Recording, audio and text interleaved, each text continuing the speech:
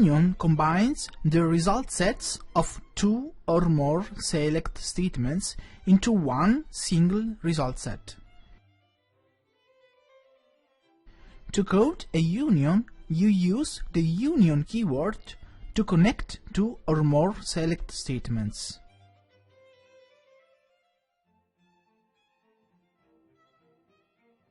This example shows how to use a union to combine data from the first names and the last names tables. Note that the column names in the final result set are taken from the first select clause. When you code a union, the result of each select statement must have the same number of columns. Therefore, this example is not working. Let's correct it.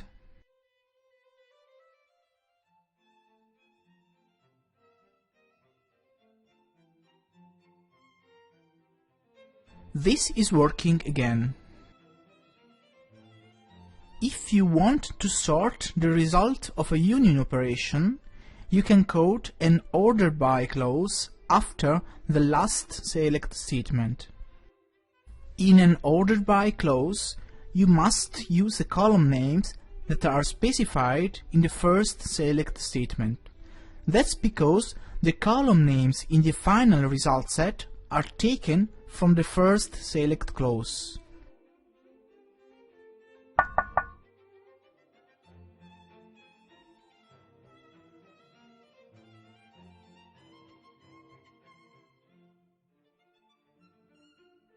This example is not working.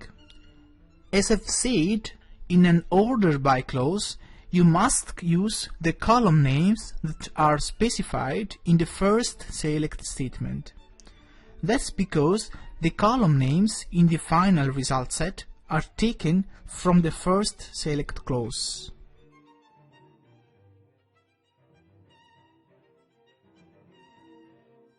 This is a simple select statement.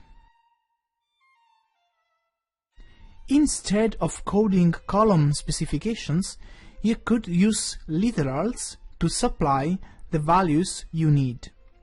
Then you code column aliases to display the results. Let's see how.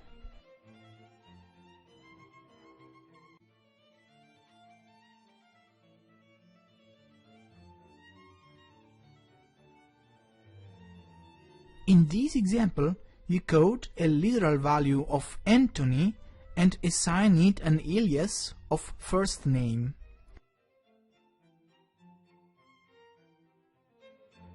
This way, the result set is no more displaying the real column values, but the literal Anthony instead. Coding literal values instead of column specifications could be very useful in unions. Let's see how.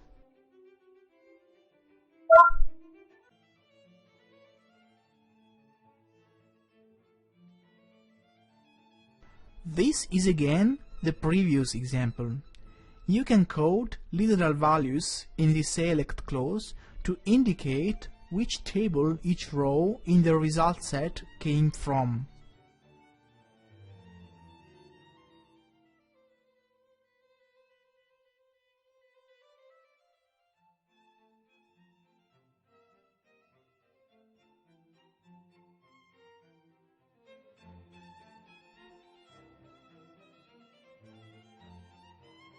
As you can see, the first select statement includes a column named table name that contains a literal value of first table. Then, the second select statement includes a column by the same name, but it contains a literal value of second table.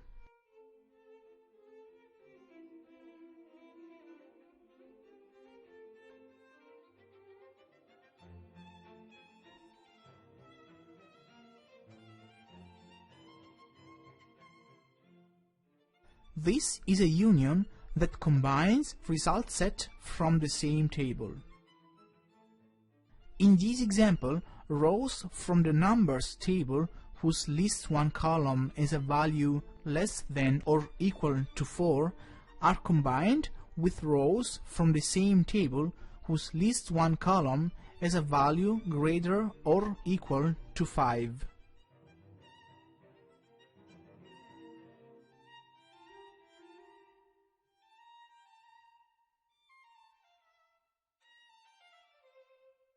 This example shows how to use unions to combine result sets created from the same two tables after they have been joined.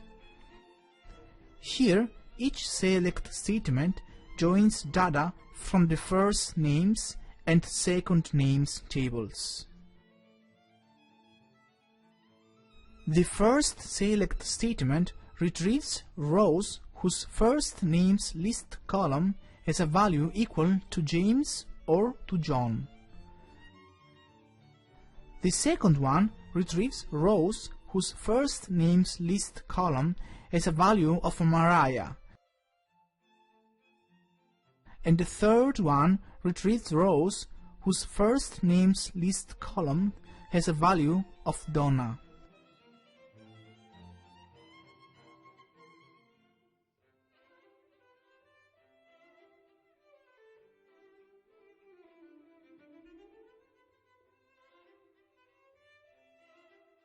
This example uses the union keyword to combine the result sets for a left and a right outer joins.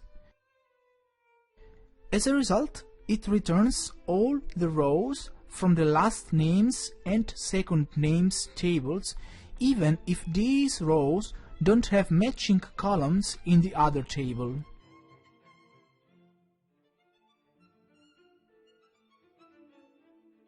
In the result set, you can see that two rows in the second names table don't have matching rows in the last names table. In other words, Helen and Brian don't have a corresponding second name in the second names table. This technique is also known as full outer join.